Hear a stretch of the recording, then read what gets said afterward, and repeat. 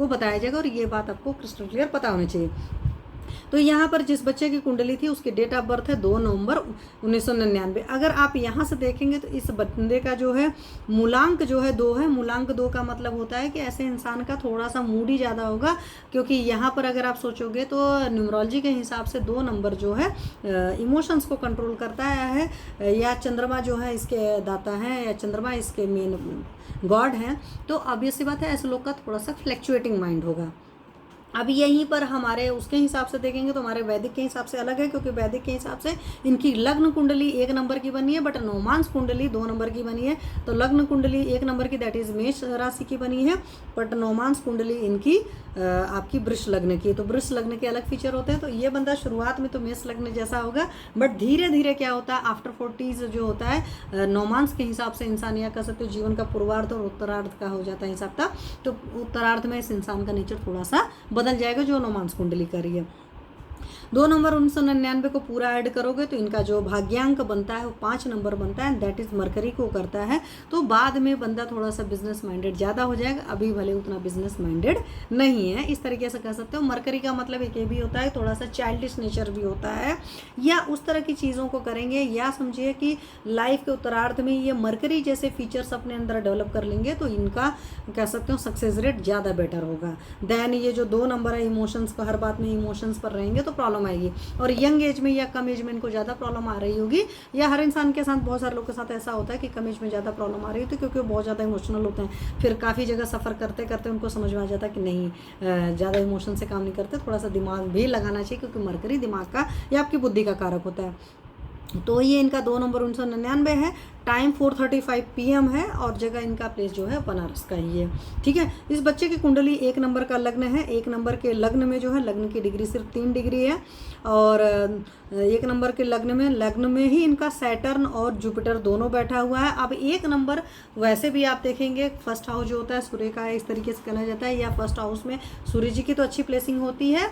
5 number उनका घर है प्रॉपर, लेकिन 1 नंबर वहाँ पर भी उनकी होती है। तो यहाँ पर शनि जी नीच के हो जाते हैं, तो शनि इनका नीच का भी है, साथ में वक्री है, 20 डिग्री का है। तो आप ये समझ सकते हो वक्री ग्रह कभी भी इस घर के और नेक्स्ट हाउस के भी रिजल्ट शो करते हैं। कुछ लोग कहते हैं पीछे के, हालांकि इस हाउस के और नेक्स्ट हाउस के दोनों करते हैं। हालांकि मैंने चूंकि नॉन की कुंडली थी तो बहुत क्रॉस क्वेश्चन नहीं किया, क्योंकि क्रॉस क्वेश्चन से हम वेरीफाई कर लेते हैं कि सैटर्न हमको मतलब लग्न वाला गुण दिखा रहा है कि ये सेकंड हाउस में जाकर के वहाँ वाला गुण दिखा रहा है। ठीक है, साथ ही लग्न में जुपिटर बैठा हुआ है, तो जुपिटर बैठा हो तो जुपिटर इटसेल्फ भाग्य का कारक होता है। तो अगर ये कर्म करेंगे, मेहनत करेंगे, तब जाकर के इनका जुपिटर जरूर साथ देगा। हालांकि जुपिटर की डिग्री 4 डिग्री है, तो बहुत क्लोज कॉम्बो नहीं, क्योंकि 10 डिग्री के अंदर जो होता है, क्योंकि कोई भी राशि आपको पता है 30 डिग्री की होती है, तो मैक्सिमम 7-8 तक तो क्लोज कॉम्बो होता है, उसके बाद उतना नहीं रह जाता। तो इनका 4 और 20 से देखोगे तो 16 डिग्री का है, तो बहुत क्लोज कॉम्बिनेशन नहीं है, बट तब पर भी सैटर्न के साथ जुपिटर है। तो अगर ये मेहनत करेंगे, सिंपल सी बात है, तो इनका भाग्य साथ देगा, ये चीज़ है।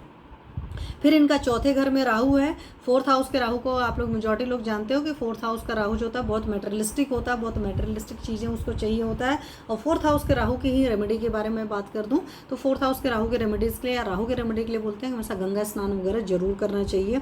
और बहुत सारे और भी सारे उपाय मैंने आप लोग को बता रखे हैं, क्योंकि 4th हाउस का राहु जो होता है उसका घर दिखता कुछ है, होता कुछ है। राहु जहाँ पर भी प्लेस बैठेगा, 4th हाउस आपका घर होता है, तो इसलिए घर है, तो जहाँ पर बैठा वहाँ पर या तो बंदा बहुत मटेरियलिस्टिक होगा, क्योंकि राहु का मतलब होता है आपकी सोच। तो आपकी सारी सोच क्या होगी, घर, भूमि, भवन, वाहन, माता, सुख, सारे लग्जरी में आपकी मतलब इस तरह की चीज़ों में रहेगा। अब राहु जब 4th हाउस में होता है तो 10th हाउस में केतु होता है। तो 10th हाउस में जब केतु है तो पक्का सी बात है वहाँ पर इनको नियत रख करके काम करना पड़ेगा। बहुत ज़्यादा कहते हैं ऑब्सेस्ड होकर काम करेंगे तो वो भी इनको प्रॉब्लम देगा। डॉक्टर पी विश्वकर्मा सर नमस्ते, गरिमा सैनी जी नमस्ते, देवेंद्र मिश्रा जी नमस्ते। तो ये सारी चीज़ें हैं। फिर इनके 5th हाउस में मून और वेनस दोनों है, और वेनस जी जो हैं वो सन के साइन में हैं। ऑब्वियस सी बात है, अगेन मैं कहूँगी इस बंदे की शादी होने के बाद में खुश रहिए देवेंद्र जी। तो रिलेशन इनको डे में नहीं रखना चाहिए, क्योंकि जो वेनस है वो सन के साइन में मतलब है, इस बात का ख्याल रखना चाहिए। सिंह राशि में लियो में है, ठीक है। और पढ़ाई लिखाई में ऐसे बंदे को क्या है कि पूरा मेहनत करके मैं मेरा जॉब कब होगा, आप अपनी डेट ऑफ बर्थ छोड़ दीजिए, उसके अगेंस्ट ये मैं बता पाऊँगी। समोन इज़ रागिनी प्रियदर्शनी मोस्ट वाली, तो उस टाइम देख लेंगे। चलिए अभी शो नहीं हो रहा है। तो मून और दोनों है, मून 9 डिग्री का है, वेनस 29 डिग्री का है, तो बहुत ज़्यादा क्लोज रिलेशन तो नहीं है पर 20 डिग्री का फ़र्क है। तो साथ में हालांकि मून वेनस के लिए कॉम्बो में एक ये भी कहा जाता है कि ऐसे लोग की अगर मेल के चार्ट में है कॉम्बो वेनस और मून का कॉम्बो है तो उनकी वाइफ और उनकी मदर में कम पड़ती है, उसके कुछ कुछ उपाय कराए जाते हैं। This is your date of birth is something, चलो आप मुझे अलग से बाद में कर देना, ठीक है। फिर इनका 7th हाउस में सन है, तो इनका शनि भी नीच का है और सूर्य भी नीच का है। तो सन जब नीच का होता है खास करके 7th हाउस में है, तो कल को इनको हो सकता है कि वाइफ के साथ थोड़ी से ईगो क्लैशेस ज़्यादा हों। तो वहाँ पर मैं यही कहूँगी कि थोड़ा सा आपको पेशेंस रखना पड़ेगा, या आपकी वाइफ वो जो है वो थोड़ी सी ईगोइस्ट हो सकती है, तो धैर्य से रखना पड़ता है काम। फिर 8th हाउस का मरकरी है, 8th हाउस का मरकरी बहुत अच्छा नहीं होता है, वहाँ पर फिर मरकरी को करने के लिए 8th हाउस का मरकरी कुछ मामलों में बहुत अच्छा होता है। अगर ऑकल्ट वगैरह में चला गया तो, क्योंकि थोड़ा सा ये मरकरी ऐसा होता है ना कि आप ये कह सकते हो कि थोड़ा सा मतलब अजीब टाइप का बंदा होता है, बहुत कई बार किसी चीज़ के लिए ऑब्सेशन बहुत ज़्यादा होता है। तो अगर ऑकल्ट वगैरह में जाता है, उस तरह की चीज़ों को पढ़ना लिखना चाहता है, तब तो बहुत अच्छा होता है, अदरवाइज़ कहीं पर स्टक हो जाता है। 8th हाउस के लिए मरकरी के लिए और भी कुछ कुछ चीज़ें हैं, चूँकि मुझे मतलब जिसकी कुंडली है बहुत ज़्यादा नहीं बोल सकती हूँ मैं, मुझे याद कुछ और चीज़ें आ गई थी। बट बीएमएस वाले योगा इंस्पेक्टर वाला जॉब ले सकते हैं क्या जी? अगर कोई लेटर हो तो भेजने की कृपा करें। गिरीश साहू सर, मैं इसके बारे में नहीं कर सकती, आप ऑनलाइन नेट पर सर्च करो, शायद ज़्यादा बेटर मिल जाएगा। हो सकता है, मोस्ट वाली होना तो चाहिए, बट आप देख लो कि गवर्नमेंट की गाइडलाइंस इन सब चीज़ों में बहुत मायने रखती हैं। तो ये सारी चीज़ें हैं। तो 8th हाउस का मरकरी थोड़ा सा ट्रबल देता है, क्योंकि 8th हाउस नेचुरल जो होता है मंगल का घर है, और मंगल के घर में मरकरी, मंगल और मरकरी में थोड़ी सी वो पंगे होते हैं। तो यहाँ पर अगर एस्ट्रोलॉजी वगैरह टाइप का, उस तरह टाइप का रिसर्च वगैरह टाइप का काम बंदा करता है, तो उसमें थोड़ा सा इसका दिमाग कूल रहेगा, क्योंकि 8th हाउस में बैठ कर के सीधे सेकेंड दृष्टि जाती है, आपके धन भाव को जाती है, आपकी वाणी को जाती है, आपके घर परिवार को जाती है। और फिर 9th हाउस में इनका मार्स है, हालांकि वहाँ पर जुपिटर की दृष्टि आकर अच्छी है। 9th हाउस का मार्स जो होता है थोड़ी सी प्लेसिंग वैसी ही है, हालांकि ठीक ठीक से बहुत ज़्यादा ख़राब भी नहीं है। तो ये इस बंदे की कुंडली है। तो मेरा कहने का मतलब, अगर आप देखेंगे कि 7th का लॉर्ड जो है लग्न कुंडली में, 7th का लॉर्ड वेनस जो है 5th हाउस में बैठा हुआ है, और 5th हाउस इच्छा संतान प्यार का घर होता है। तो पक्का सी बात है, लग्न कुंडली से एकदम क्रिस्टल क्लियर है कि ये बंदा लव मैरिज करेगा। अब नौमांस कुंडली की अगर मैं बात करूँ तो नौमांस कुंडली में 2 नंबर का लग्न है, और लग्न में ही केतु बैठा है, और केतु के साथ जुपिटर है। तो केतु के साथ जुपिटर तो बहुत अच्छा था, बट केतु वाले कई बार बंदे अगर आपने देखे होंगे ना, तो थोड़े से अड़ियल टाइप के होते हैं कि केतु बहुत रिजिड भी नेचर कई बार दे देता है।